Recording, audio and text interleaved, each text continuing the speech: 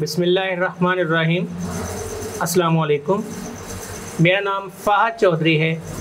7th class की general science जिसका unit number 1 और लेक्चर नंबर 7 आपकी खिदमत में पेश करने के लिए हाज़िर हुआ हूँ। बहुत ही इम्पॉर्टेंट टॉपिक जो हम आज डिस्कस करने जा रहे हैं जिसका नाम है ब्लड।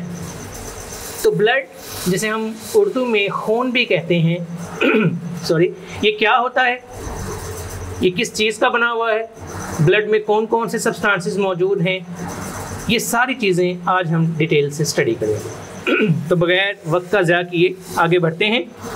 तो ब्लड क्या है जी, यहाँ पहली ही लाइन में लिखा है blood appears to be a sticky red fluid. पहली बात तो ये है बेटा कि ब्लड एक स्टिकी और रेड कलर का फ्लूइड है। ये जो फ्लूइड है इसमें कंफ्यूज ना होइएगा। फ्लूइड का वर्ड आमतौर पर हम लोग ऐसी चीज़ के लिए इस्तेमाल करते हैं जो बह सकती हो, जो फ्लो कर सकती हो, क्योंकि आपको पता है जो ब्लड है वो फ्लो कर सकता है, इसलिए ये फ्लूइड का वर्ड यहाँ पे इस्तेमाल किया गया है। That can flow, anything that can flow is called a fluid. तो ये स्टिकी मटेरियल है, चिपकने वाला मटेरियल है। खुदा ना खास्ता कभी आपने देखा हो या किसी जानवर का खून आपके हाथ पे लग गया हो तो आप देखें वो चिपकने वाला होता है, उसमें चिपचिपाहट बहुत ज़्यादा होती है, स्टिकी होता है। तो ये रेड कलर का फ्लूइड होता है, स्टिकी मटेरियल होता है। ब्लड के बारे में अगली बात ये है, in fact only about 55% of its volume is made of fluid called plasma. Blood अकेली चीज़ नहीं है जी, ब्लड में एक चीज़ और भी है जिसे हम लोग क्या कहते हैं, प्लाज्मा। तो 55% जो हिस्सा है यहाँ पे क्या मौजूद है, प्लाज्मा मौजूद है। इसका मतलब है यहाँ पे दो चीज़ें हमारे सामने आ गई हैं। एक तो हमारे पास ब्लड है जो रेड कलर का होता है, साथ में दूसरी चीज़ क्या है, प्लाज्मा। बड़ी तवज्जो सुनिएगा, ब्लड के असल में दो पार्ट्स हैं। एक को हम लोग क्या बोल रहे हैं, एक को हम लोग बोल रहे हैं ब्लड सेल्स और दूसरा हमारे पास क्या है, प्लाज्मा। मैं रिपीट कर रहा हूँ, ब्लड के असल में दो पार्ट्स हैं। एक हमारे पास इसका पार्ट है रेड सेल्स हैं और दूसरा हमारे पास क्या है, प्लाज्मा है। अब आगे कहते हैं जी, the remaining 45% of its volume consist of erythrocytes. और एरिथ्रोसाइट्स किसे कहते हैं जी, ब्लड सेल्स को। हमारे पास जो ब्लड है उसके मेनली दो पार्ट्स हैं जी हमारे पास। एक जो हमारे पास 45% हिस्सा है इसमें रेड ब्लड सेल्स हैं यानी एरिथ्रोसाइट्स, और जो 55% हमारे पास हिस्सा है इसमें प्लाज्मा है। तो मेरे ख्याल चीज़ें आपके लिए सिंपल हो रही हैं। ब्लड जो है जी उसके दो पार्ट्स हैं, 45% हिस्सा जो है हमारे पास वो एरिथ्रोसाइट्स हैं यानी रेड ब्लड सेल्स हैं, और इसके अलावा जी तकरीबन जो 55% हिस्सा है वो प्लाज्मा है। जो हमारे पास ये 45% हिस्सा है इसमें एरिथ्रोसाइट्स यानी रेड ब्लड सेल्स हैं।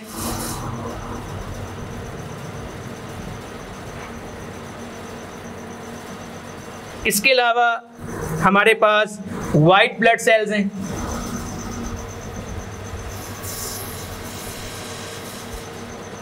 इसके अलावा जो तीसरी चीज़ है हमारे पास वो है थ्रोम्बोसाइट्स।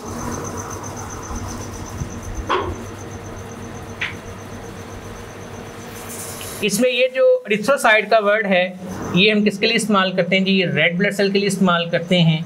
ये जो वाइट ब्लड सेल है इनके लिए भी एक वर्ड इस्तेमाल किया जाता है, वो क्या है, वो है ल्यूकोसाइट्स। ल्यूकोसाइट्स। तो हमारे पास ही जो ब्लड है उसके मेनली दो पार्ट्स हैं, एक हिस्सा प्लाज्मा और एक हिस्सा जो है वो एरिथ्रोसाइट्स, ल्यूकोसाइट्स और थ्रोम्बोसाइट्स पर मुश्तमिल है। जो बाकी 55% है उसमें क्या है जी, प्लाज्मा है। तो फिर जितनी भी बातें मैंने आपको बताई हैं, पढ़ाई हैं, अब उनको मैं रिपीट कर रहा हूँ कि मैंने आपको क्या समझाया जी। मैंने आपको अभी तक ये समझाया है कि जो हमारे पास ब्लड है उसके मेनली दो पार्ट्स हैं। ब्लड क्या है, ये एक स्टिकी रेड फ्लूइड है, एक चिपकने वाला सुर्ख रंग का, रेड कलर का, लाल रंग का एक फ्लूइड है, एक फ्लो करने वाला मटेरियल है।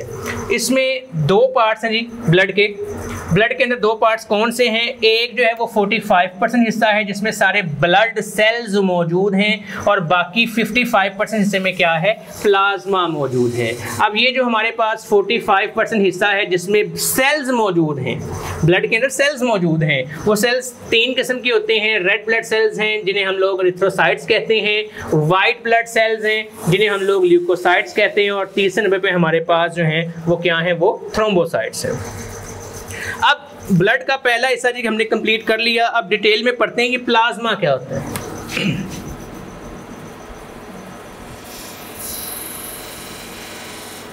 अब बढ़ते हैं जी प्लाज्मा की तरफ कि ये प्लाज्मा क्या होता है। Plasma is mainly water. Plasma जी मोस्टली इसमें क्या है? इसमें मोस्टली वाटर मौजूद है।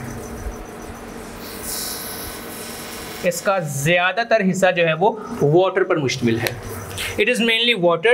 The material which are dissolved and suspended in this water comprises about 10% of the plasma and give it pale yellow appearance and sticky texture. मैं repeat कर रहा हूँ जी वर्ड्स को, मैं इसलिए साथ साथ पढ़ रहा हूँ ताकि आपको क्लियर हो जाए कि सारी चीज़ें बुक में मौजूद हैं।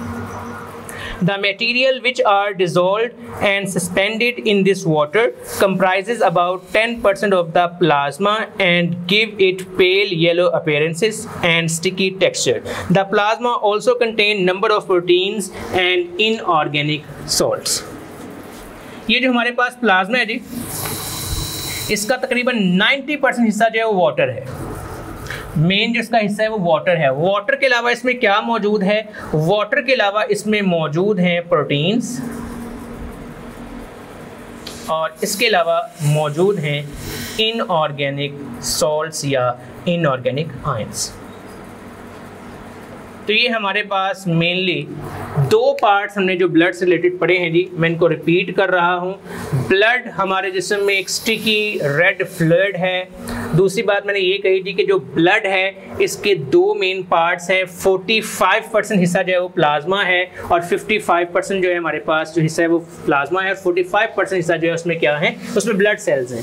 अब जो ब्लड सेल्स हैं वो तीन हैं। रेड ब्लड सेल्स जिन्हें हम लोग एरिथ्रोसाइट्स कहते हैं, वाइट ब्लड सेल्स जिन्हें हम ल्यूकोसाइट्स कहते हैं और लास्ट में हमारे पास है थ्रोम्बोसाइट्स। जबकि 55% हमारे पास जो हिस्सा है उसमें प्लाज्मा है और प्लाज्मा में मेनली तीन चीजें हैं।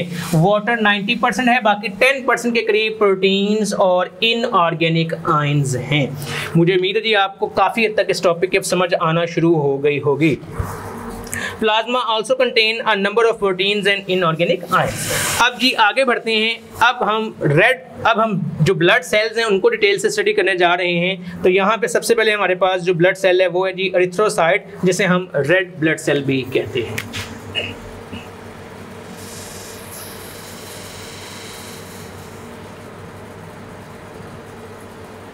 एरिथ्रोसाइट्स जिन्हें हम रेड ब्लड सेल भी कहते हैं जी।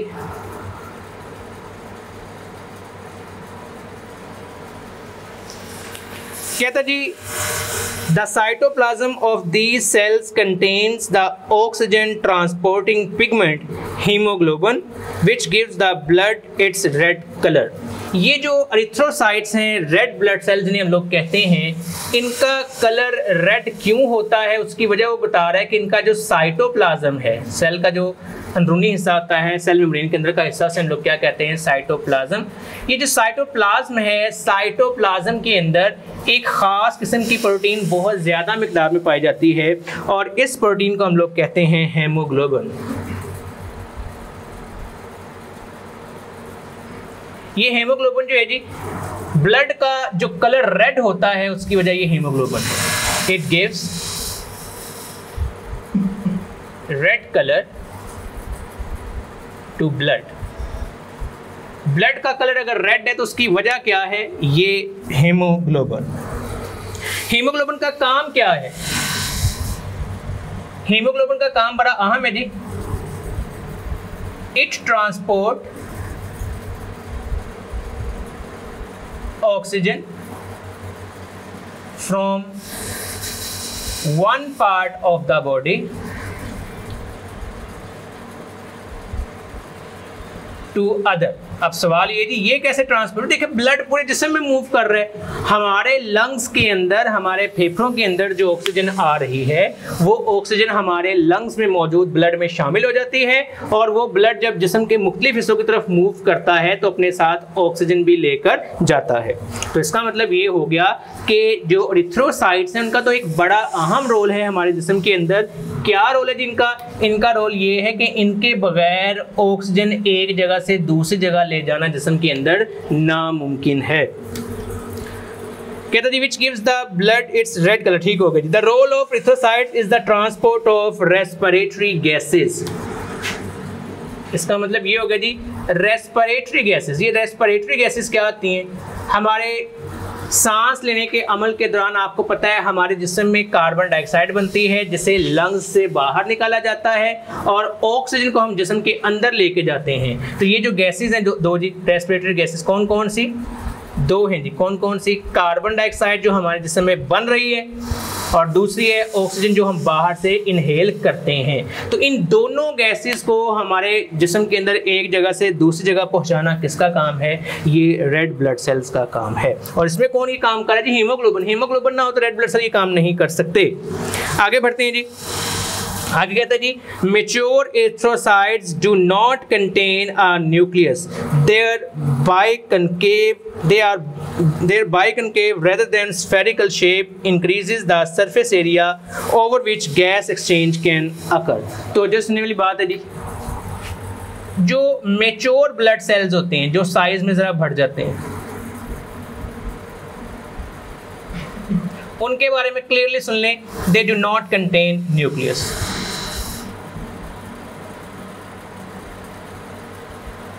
इनमें न्यूक्लियस नहीं होता, लेकिन इनमें एक एबिलिटी मौजूद है जी। क्या एबिलिटी मौजूद है, क्या सलाहियत मौजूद है? इनकी जो शक्ल होती है वो कैसी होती है? बाइकनकेव। अब ये बाइकनकेव कैसी होती है? आप घर में क्या करें, आप एक